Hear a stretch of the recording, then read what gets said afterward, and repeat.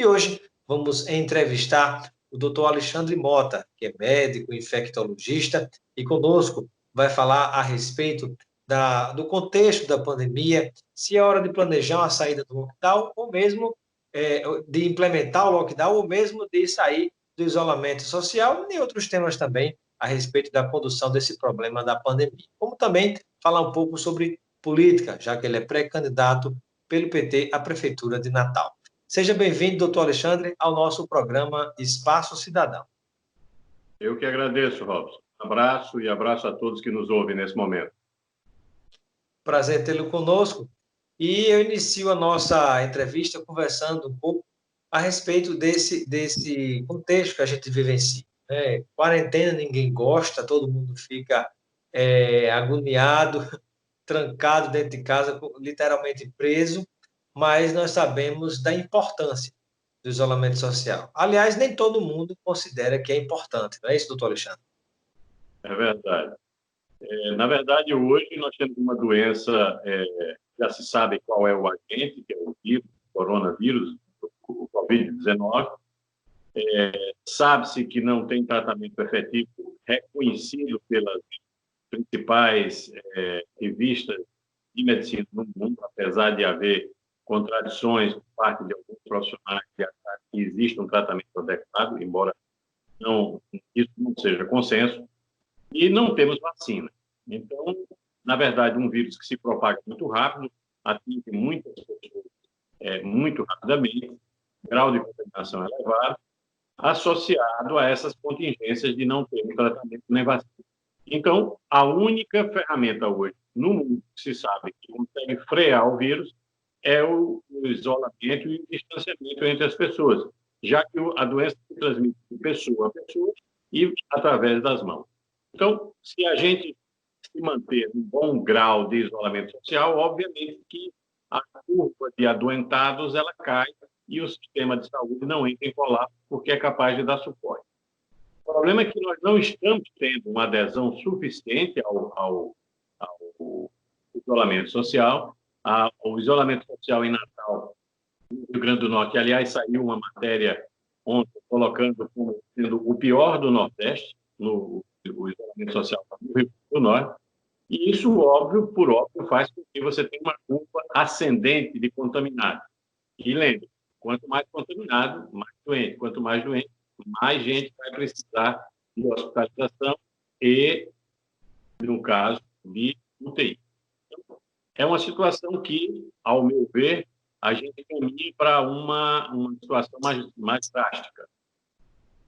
E aí, tem algumas pessoas que às vezes dizem, doutor Alexandre, mas na verdade o isolamento social não vai servir de nada, porque na verdade todo mundo vai se contaminar mesmo, porque eu conheço pessoas que mesmo dentro de casa se contaminaram, e todo tipo de história você ouve, né? Infelizmente ainda tem gente que duvida de tudo isso e defende que não haja mais isolamento social, ou mesmo que haja isolamento vertical, como é o caso do próprio presidente da República, infelizmente. Sim. Essa teoria do isolamento vertical ela já foi devidamente colocada em descrédito em virtude de que alguns países mantiveram isso. Então, por exemplo, a Suécia tentou buscar o isolamento vertical. Mas é preciso entender a situação da Suécia. Mais de 50% dos lares lá tem moradores únicos. E as pessoas já têm, de fato, metade do país, as pessoas moram sozinhas. Então, na prática, elas já praticam o isolamento, inclusive dentro de casa. Na prática, já está isolada, né? Está isolado. Então, associado a isso, você tem um país de um nível cultural elevado e, associado a isso, você tem uma situação que as pessoas já são pouco afeitas a contato social. Então, isso é um dado concreto. Mas, veja, os dados numéricos de adoentados na Suécia são muito maiores do que os países vizinhos, como Noruega, Dinamarca e Finlândia. Então, se a gente tivesse no Brasil a proporção por milhão de pessoas mortas pelo Covid, nós já teríamos passado de 80 mil mortos no Brasil. Basta que se diga, ou seja, a Suécia é um caso para deixar claro que o isolamento vertical ele é uma falácia, ele não vai funcionar. Por quê? Porque a pessoa que está... O que pressupõe o isolamento vertical é que os vulneráveis fiquem dentro de casa. Ora, mas como é que eu vou pegar, se eu estou dentro de casa trancado o tempo todo? Eu vou pegar com a pessoa que sai. Então, o indivíduo que sai daquela família, que vai buscar, por alguma razão, ou trabalho, ou diversão, ou o que seja, ele traz para dentro de casa o vírus. O isolamento social, que é isso que praticamos, aqui no Rio Grande do Norte, ele freou a epidemia. Ele não foi capaz de barrar a epidemia, mas freou. Nós decretamos o isolamento social um dia depois do Ceará. E o Ceará, por já ter a epidemia mais avançada, hoje encontra-se numa situação muito ruim. Na verdade, me parece que está entre os 5 estados com maior número de Covid-19. Nós não. Nós conseguimos frear essa velocidade com que a curva de ascensão subia, mas ainda estamos com água no nariz. Então, até recentemente, havia fila de espera de internamento para o Covid, porque, apesar de terem sido implantados alguns leitos com isolamento respiratório, que é uma condição necessária, porque não é um leito igual aos demais leitos de uma infecção comum, então, portanto, o leito mais complexo, né? Não tenha dúvida. Você precisa evitar que o doente que está ali contaminado não contamine outros doentes, por isso que tem que ter uma área específica, e também não contamine os profissionais que atendem. Então, é uma situação complexa, porque envolve espaço específico, recursos específicos e equipes específicas. Nesse Doutor sentido, Alexandre, nós ainda temos muita dificuldade e estamos com água pelo nariz. doutor Alexandre, uma pergunta que muita gente se faz, e às vezes até cobrança. Uns defendem, é hora de o Rio Grande do Norte, por exemplo, entrar em lockdown, ou seja, fechar tudo. Mas já outros dizem que é hora de planejar a saída do isolamento social. Como médico infectologista, o que é que o senhor pode dizer para o nosso telespectador?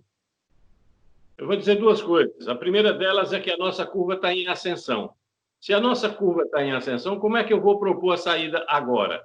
Eu primeiro tenho que garantir que a curva esteja em queda. Então, no Brasil, cada pessoa contamina 3. Significa dizer que 3 contaminam 9, 9 contaminam 27, 27 contaminam 81, e essa progressão segue. Na Alemanha, eles fizeram a seguinte coisa: eles controlaram os grandes eventos, deixou de ter o campeonato alemão, controlaram as escolas e, logo a seguir, eles decretaram lockdown. Em 5 semanas estão saindo. Por quê? Porque eles fizeram isso e associaram a um aumento dos testes. Então, houve testes em massa e eles descobriram que eles estavam com uma pessoa transmitindo para quase meia. Um outro exemplo exitoso do lockdown é o exemplo da Nova Zelândia. A Nova Zelândia teve o primeiro caso praticamente no mesmo dia que o Brasil. E eles fizeram uma pancada forte nisso, isolaram tudo, controlaram e já saíram do lockdown. O que é que nós estamos entendendo? Qual é a lógica aqui que está acontecendo no Brasil? Nós estamos apostando que o lockdown é medida extrema. De fato, é uma medida extrema, mas se ela for precoce, as ações, os efeitos são muito mais eficazes. Um exemplo bem típico disso é a Itália. A Itália, as cidades que decretaram lockdown antes de 1.000 casos, elas já saíram do lockdown. As cidades que deixaram chegar até 10.000 casos para decretar o lockdown ainda não saíram. E a razão é simples de explicar, porque quando você tem muitos contaminados, essa progressão que falei anteriormente, ela continua ainda um tempo, a mesmo depois. Né? Isso. A multiplicação dos casos. E aí a gente lembra do caso de Milão, né, doutor Alexandre? Foi um absurdo realmente, né? Depois de milhares de mortes, aí o prefeito de Milão foi pedir desculpas públicas porque subestimou aquilo que todo mundo sabe, menos talvez o presidente da República e seus seguidores, que não é, na verdade, uma gripezinha. Doutor Alexandre, e uma última pergunta em relação a essa questão da saúde. Você falou sobre o lockdown agora e sobre saída de isolamento social, né? Como é que pode ser planejado? Na verdade, o que a gente precisa é fazer com que a epidemia fique sob controle. No momento, ela não está. Nós estamos numa curva ascendente e o sistema está se esgotando.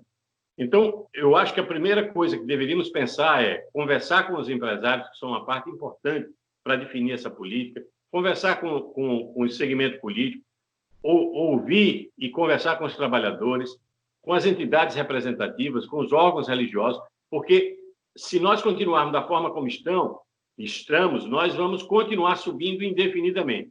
E a outra coisa a fazer, ou seja, é preciso parar agora, é preciso frear para que isso, a partir de agora, a gente consiga estabilizar a epidemia e testar, fazer testes em massa para poder controlar, como fez a Coreia do Sul, como fez a Alemanha, como fizeram os países que deram importância. Na verdade, doutor Alexandre, esse deveria ter sido o primeiro passo, né, partindo do presidente da República, que era ter chamado todos os governadores, né, para unir, não dividir, não arrumar confusão, chamar todos os governadores, presidente do Supremo, presidente da Câmara e do Senado, e se reunir diante da pandemia que estava tomando conta do mundo, para tomar as providências. A primeira delas devia ser esse teste de massa. Porque como é que você vai fazer política pública para isolar ou para liberar o povo sair de casa no escuro, sem saber quantos contaminados? Então já tem cerca de 4 meses que a gente está vivendo o problema e até hoje não se chegou nem perto dos testes necessários. Aí fica difícil de você realmente implantar uma política pública desse jeito, não é? Sem dúvida. Deixe-me só complementar uma última coisa. O presidente propõe uma ideia que já foi abandonada pelos outros países, que é criar a imunidade de rebanho. Imunidade de rebanho é você atingir 70% da população contaminada. 70% da população brasileira contaminada hoje dá 150 milhões de pessoas doentes. A mortalidade já está estabelecida. O trabalho em Nova York já estabeleceu que é entre 0,7% e 1%. Quem tiver em casa e souber fazer conta, é só pegar 150 milhões, quanto isso dá em 0,7% ou 1%. É alguma coisa entre 1 milhão e 1,5 milhão. Não estou dizendo que vai morrer isso, mas estou dizendo que o presidente propõe, morrerão 1 milhão a 1,5 milhão de pessoas. Que loucura, meu Deus do céu. Doutor Alexandre, e uma palavra que eu gostaria que você pudesse compartilhar com nossos telespectadores, além de médico e infectologista, você chegou a disputar o Senado na eleição passada no Rio Grande do Norte, pelo Partido dos Trabalhadores, e também, há cerca de uma semana, aconteceu uma convenção do seu partido, e nessa convenção, por exemplo, havia a expectativa de que Natália Bonavides, que foi a deputada federal mais votada, a segunda mais votada do Estado, e que ela pudesse ser candidata a prefeita. A mesma já disse que não é candidata e já compartilha as informações de que deverá apoiar o seu nome para disputar a Prefeitura de Natal. O seu nome está à disposição, doutor Alexandre Mota, do partido e da cidade para disputar? Sim, na verdade, desde o ano passado que eu já tinha colocado o meu nome à disposição do partido e, de fato, houve uma reunião do diretório, agora recentemente, e nessa reunião do diretório, Natália voltou a externar que não é candidata e, mais recentemente, em conversa que tivemos, ela já declarou que pretende apoiar internamente, dentro do partido, o meu nome. Mas, na verdade, hoje, para mim, o meu foco hoje é essa situação que vivencio, não só na Paraíba, onde estou hoje, como no Rio Grande do Norte, que é a minha atuação como médico, como pessoa que colocou isso como sendo um objetivo de vida, de trabalhar nessa área da infectologia, de ajudar no controle dessa epidemia, formulando políticas, orientando, criando as condições para que as pessoas não se contaminem. Na verdade, nós temos que raciocinar que o ano novo do ano passado não será igual ao ano novo desse ano, né? Muitas pessoas com quem convivemos ou com quem partilhamos não vão estar. E o ideal é que esse número seja o menor número possível quando chegarmos em 2019. Esse é o meu foco, essa é a minha energia nesse momento. Se o partido, obviamente, entender que eu posso contribuir, eu acho que posso contribuir na construção de uma candidatura que represente o nosso campo, que defenda as nossas políticas, que defenda os nossos governos, o governo Lula, o governo Dilma, o governo Fátima, se o partido entender dessa maneira, eu estaria à disposição. Mas, nesse momento, o meu foco é outro. Inclusive como médico infectologista, né? E, doutor Alexandre, principalmente. E uma última pergunta, né, para as pessoas, né, uma palavra sua, uma ponderação sua. Porque muita gente diz, mais um lockdown ou um isolamento social mais forte vai prejudicar ainda mais a economia, né? Mas também não existe economia sem as pessoas saudáveis e vivas, né? E aí a pergunta é a seguinte, vale a pena ficar nesse vai e volta, vai e volta, vai e volta, né? Já pensou se você não isola, não faz isolamento social direito, aí o problema volta, aí depois recomeça o problema, aí para tudo de novo, como foi o caso da Itália e de alguns lugares que ia abrir do isolamento social, depois se arrependeu, voltou, então fica nesse vai não vai, é pior, né? Na verdade, eu acho que um segmento social que precisa compreender bem essa situação precisa ser o segmento empresarial. Não por eles serem mais importantes que os outros segmentos, não é por isso, é porque por parte deles existe uma tensão para que as atividades voltem ao normal. Eu, inclusive, já me coloquei à disposição para discutir e tentar conversar para que a gente possa compreender a dimensão do problema. A dificuldade econômica que nós estamos vivendo hoje não é porque as pessoas não estão indo comprar, que a loja está fechada. É porque não só a renda das pessoas caiu, como as pessoas também não têm expectativa de vida futura. Então, quem em sã consciência vai comprar carro financiado por essa época? Quem em sã consciência vai comprar imóveis financiados? Quem vai assumir dívidas de longo prazo? É irreal pensar que isso é natural. Não é.